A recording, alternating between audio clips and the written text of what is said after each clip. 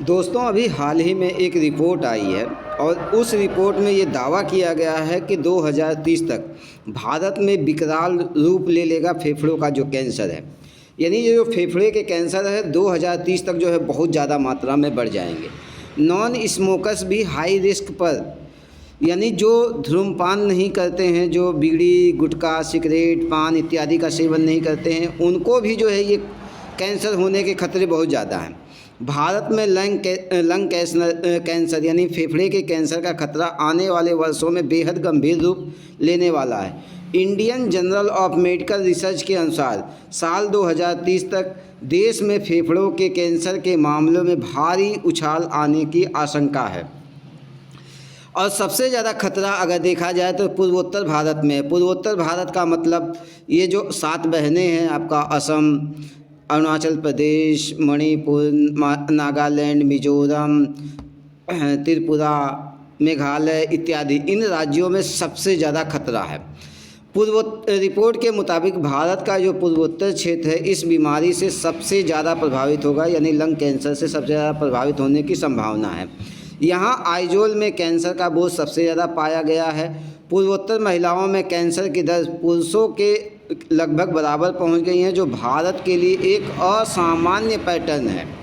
यहाँ तंबाकू का उपयोग भी बहुत अधिक है, यानी जो पूर्वोत्तर के लोग हैं बहुत ज़्यादा मात्रा में जो क्या करते हैं, तंबाकू का उपयोग करते हैं।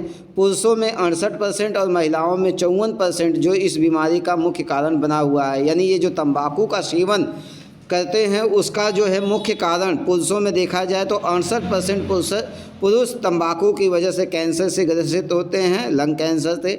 और महिलाएं में 54% महिलाएं जो है तंबाकू के सेवन की वजह से लंग कैंसर का शिकार बनती हैं। नॉन स्मोकर्स को भी हो रहा है कैंसर, यानी जो बीड़ी सिगरेट गुटखा इत्यादि का सेवन नहीं करते हैं उनको भी कैंसर हो रहा है। इसका कारण क्या है? स्टडी में सामने आया है कि अब ऐसे मामले बढ़ रहे हैं जहां धूम्रपान न करने वाले महिलाएं भी फेफड़ों के कैंसर का शिकार हो रही हैं। इसके पीछे जो है मुख्य कारण क्या है? घर के अंदर का वायु प्रदूषण। यानी जो घर के अंदर का वायु प्रदूषण है, जैसे कोयले का जलाना या जो है कि लकड़ियों का जलाना इत्यादि। हालांकि जो है कि अगर आप देखेंगे जो गाय के गोबर का जो उपला होता है वो कैंसर जो है पैदा नहीं करता है, बल्कि टीबी जैसे रोगों को भी वो रोकता है। लेकिन यहाँ पे अगर आप देखोगे जो स्टडी है वहाँ पे एक खुलासा हुआ है कि घर के अंदर का जो वायु प्रदूषण है वो कैंसर के लिए जो है कि कारक है। खाना पकाने के लिए बायोमास ईंधन यानी लकड़ी उपले इत्यादि का इस्तेमाल, ये भी जो है कैंसर का मुख्य कारण है। सेकेंड हैंड स्मोक यानी दूसरों के धूम्रपान का धुआं, यानी दूसरा कोई जो है धुआं जला रहा है, बीड़ी पी रहा है, सिगरेट पी रहा है, तंबाकू खा रहा है इत्यादि, तो उससे भी जो है क्या होता है कि आपको कैंसर होने की संभावना बढ़ती है।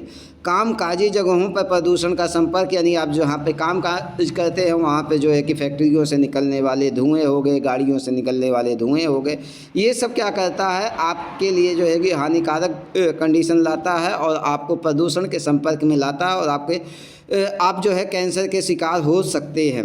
बदल रहा है कैंसर का स्वरूप। देश में ट्यूमर के प्रकार में भी बदलाव देखा गया है, यानी ये जो कैंसर होता है, ये जो ट्यूमर होता है वो कैंसर का ही एक रूप होता है। अब स्क्वैमस सेल कार्सिनोमा जो अक्सर धूम्रपान से जुड़ा होता है की जगह एडेनो कार्सिनोमा ने ले ली है। बेंगलुरु में अगर आप देखें तो यहाँ महिलाओं में फेफड़ों के कैंसर के आधे से ज़्यादा मामले अब एडेनोकार्सिनोमा के ही है। दिल्ली जो देश की राजधानी है, यहाँ पे लार्ज सेल कार्सिनोमा के मामले तेज़ी से बढ़े हैं क्योंकि प्रदूषण इन शहरों में बहुत ज़्यादा बढ़ गया है और इसकी वजह से कैंसर के मामले बहुत ज़्यादा देखे गए हैं।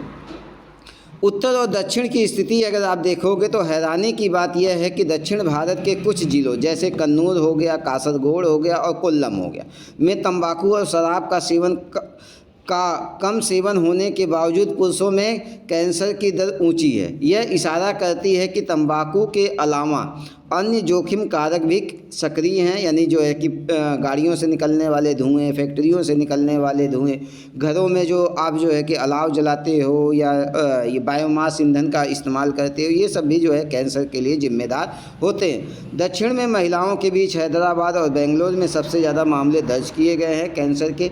उत्तर भारत में श्रीनगर में पुरुषों में कैंसर की दर अधिक पाई गई है, यानी उत्तर भारत की बात देखें तो वहाँ पे जो है पुरुषों में कैंसर की दर अधिक पाई गई है, जबकि श्रीनगर और पुलवामा में कम नशीले पदार्थों के इस्तेमाल के बावजूद भी महिलाओं में कैंसर के मामले बढ़े हैं। महिलाओं में क्यों तेज़ी से ये बढ़ता है? आंकड़े बताते हैं कि कुछ क्षेत्रों में महिलाओं में कैंसर के मामले 6.7% सालाना की दर से बढ़ रहे हैं, जबकि पुरुषों में 4.3% की दर से बढ़ रहे हैं। कारण वही है, दूसरों के संपर्क में आना, यानी जो है कि कोई और सेकेंड हैंड स्मोक जिसको कहते हैं कि कोई और स्मोक कर रहा है उसके संपर्क में आ रहे हैं, गाड़ियों से निकलने वाले जो जहरीले धुएँ हैं उसकी वजह से, जो बायोमास ईंधन का इस्तेमाल होता है उसकी वजह से, फैक्ट्रियों से निकलने वाले जो धुएँ हैं इसकी वजह से भी ये कैंसर होता है। तिरुवनंतपुरम में महिलाओं के मामले में सबसे तेज़ वृद्धि देखी गई है, जबकि डिंडीगुल में पुरुषों के मामले में सबसे ज़्यादा उछाल आया है, क्योंकि देश भर में महिलाओं में तंबाकू का उपयोग 10% से भी कम है।